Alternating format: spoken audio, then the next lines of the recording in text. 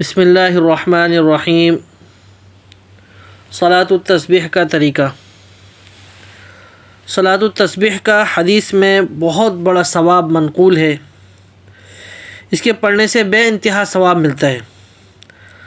آپ صلی اللہ علیہ وسلم نے اپنے چچا حضرت عباس رضی اللہ تعالی عنہ کو یہ نماز سکھائی اور فرمایا کہ چچا، اس کے پڑھنے سے تمہارے اگلے گناہ، پچھلے گناہ، نئے گناہ، پرانے، چھوٹے، بڑے سب گناہ اللہ پاک معاف کر دیں گے، چاہے وہ گناہ چھپ کر کیے ہوں یا کھلم کھلا کیے ہوں، اللہ تعالیٰ ان کو معاف کر دیں گے۔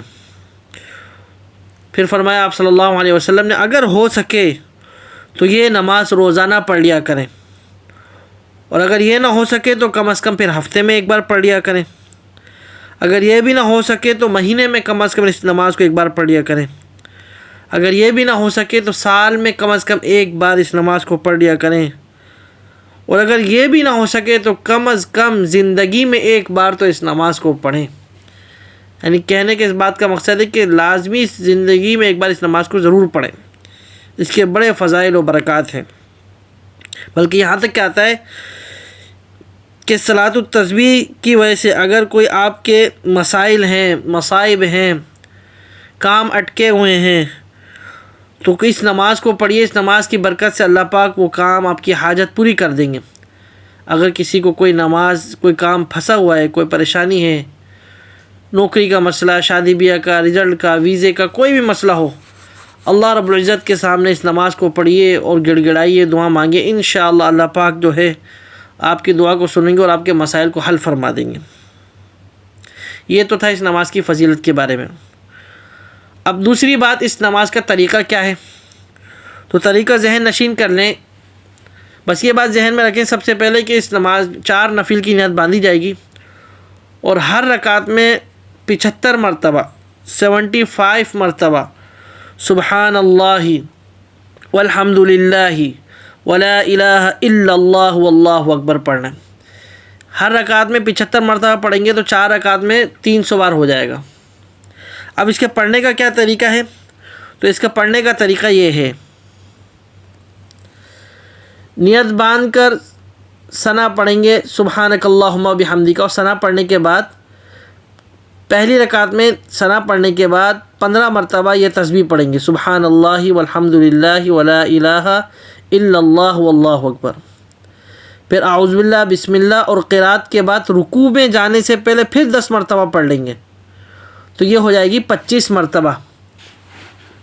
پھر رکوع میں جائیں گے تو رکوع میں تسبیح پڑھنے کے بعد سبحان ربی العظیم 3 مرتبہ پڑھنے کے بعد پھر 10 مرتبہ اس تسبیح کو پڑھیں گے، سبحان اللہ والحمد للہ ولا الہ الا اللہ واللہ اکبر، تو یہ ہو جائے گی 35 مرتبہ۔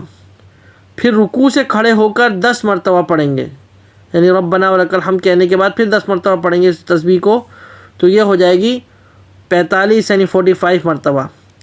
پھر سجدے میں جا کر سجدے کی تسبیح پڑھنے کے بعد پھر سجدے میں 10 مرتبہ اس تسبیح کو پڑھیں گے، تو یہ ہو جائے گی 55 مرتبہ یعنی 55 مرتبہ۔